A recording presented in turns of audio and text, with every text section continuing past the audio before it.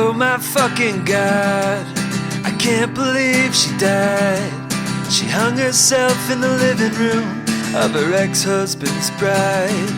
And all our pretty tears fall like acid rain. They're drying up the Amazon and giving it your name. At some salty corner of the night I play guitar, and I won't come home even if there's a light on.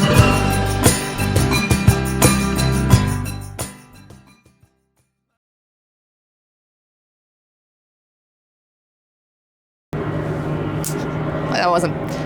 There we go. All right. Woo! I'm so tired. We had such a groggy day. What's my name? Okay.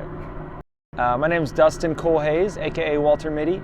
I'm a part of Walter Mitty and his makeshift orchestra and Walter Etc. And I guess I got to plug me and my friend's art collective called Making New Enemies, which has artists such as Milk Flood, Sour Guy, Dry Goods, Emo Dreamboat, and our group picture compilation that comes out every year. A lot of good artists on Making New Enemies.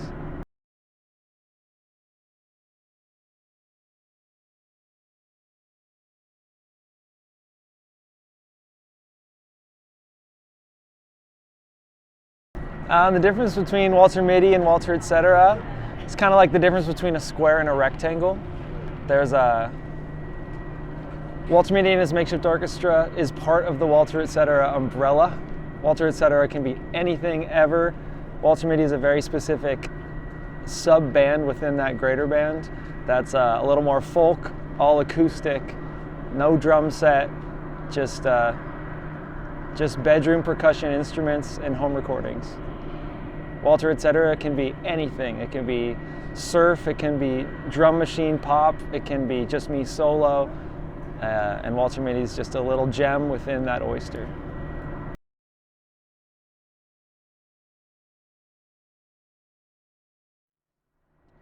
That's a good question. Thank you. I feel like our projects have grown so slowly over time that it's like some bands that we're friends with or that you see are like they blow up overnight and it like really impacts their personal growth and really impacts their personal life. But honestly, for me and our band, it's been so gradual since we were in high school that it kind of just feels one and one. Like as I've grown up, the band's grown up too.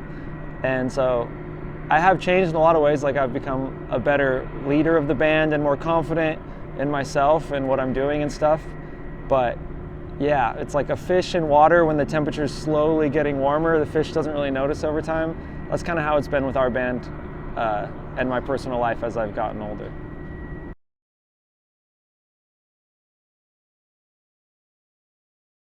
Wow, that's a good one. Let me think about that. I feel like I'll wait for them to pass while I think of a good answer.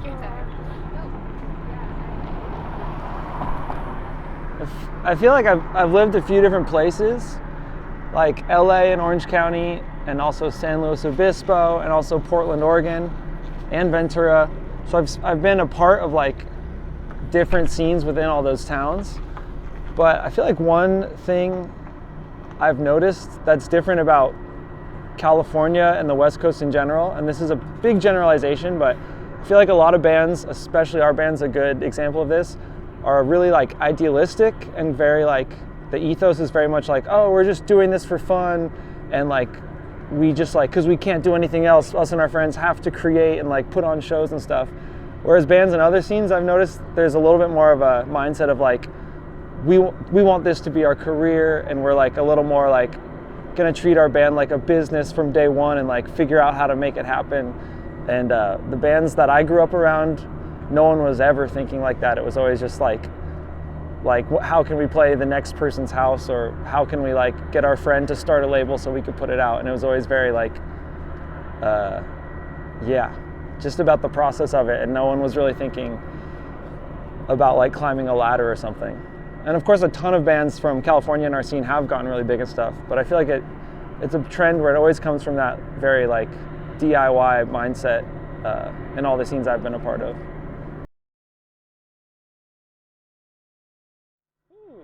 The highlight of the tour, for me, one of the highlights was Algernon's van broke down and we rescued them.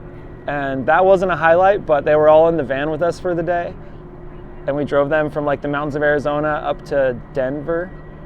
And that was a really fun day and a half having them in the van. And the second day, after they broke down, some of them were in our van, and their trailer that we were then towing for them popped a tire. And so we were stuck on the side of the road in southern Colorado and waiting for the U-Haul company to bring us a spare. And we were just sitting there in the middle of nowhere, and so we drew 2 lines in the dirt and we had an ultimate frisbee game while we waited. And playing ultimate frisbee in like the sun in southern Colorado with not a building in sight was super fun, and that was probably the highlight for me. That's very California. Very California of us.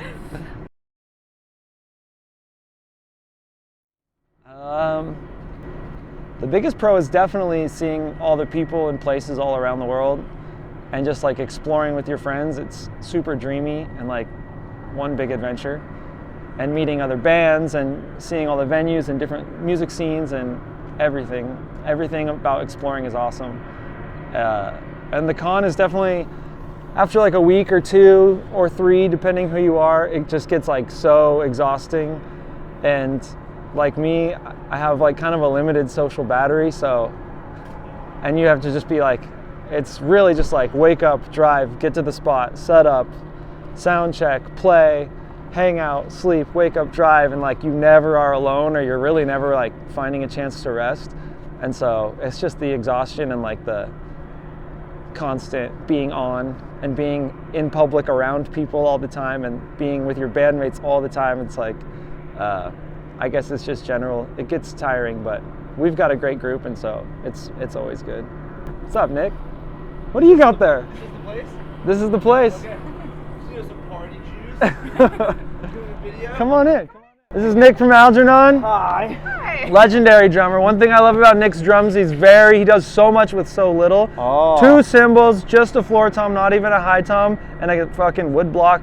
And like I didn't even realize till the 3rd night of tour that you were working on such a minimalist kit. And I was like, holy shit, how are you making such big sounds with that? It's the best because there's not many pieces to carry, and that's why I do it. That's smart. Minimal effort, maximum output. Y'all enjoy. smart. I love you both. Later.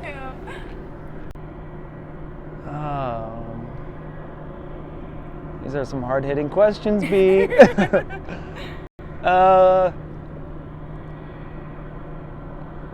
At risk of sounding too corny, you know, we all have our good days and bad days. I'm definitely like that. And there's definitely days where I don't want to do it anymore, like Walter or life or whatever it is. And so far I've always stuck it out and stayed true to what I believed in and what I felt was right, and the people around me, and just followed what I loved and instead of what I thought I was supposed to love, and using that as my guiding light. It's been, can't say it's like paid off or anything, but it's paid off in a lot of great experiences and a lot of great people and a lot of great art. So I would just say find what feels right and hold on for dear life, and things always get better. As long as your compass is pointed in a true direction, you're gonna pull through. It's been true for me, it'll be true for you too. Thank you so much. Think I'm asking for insane. Was it true love on the interstate, or just codependent games? In Appalachian twang, she whispers Satan on the phone. A ska band in the alleyway off Desolation Road, in some salty corner of the night I play guitar, and I won't come home even if there's a light on.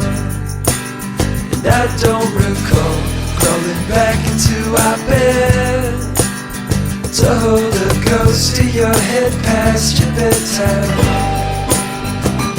It is past your bedtime. It is past your bedtime. It makes a lot of sense. Pat needed a hug. Now he's got a LinkedIn and he's fully off the drugs. Don't ask him about the streets, cold underground.com. Don't tell him you relate to anything. He just sold his last guitar, and I'm on my own. For now, maybe for long.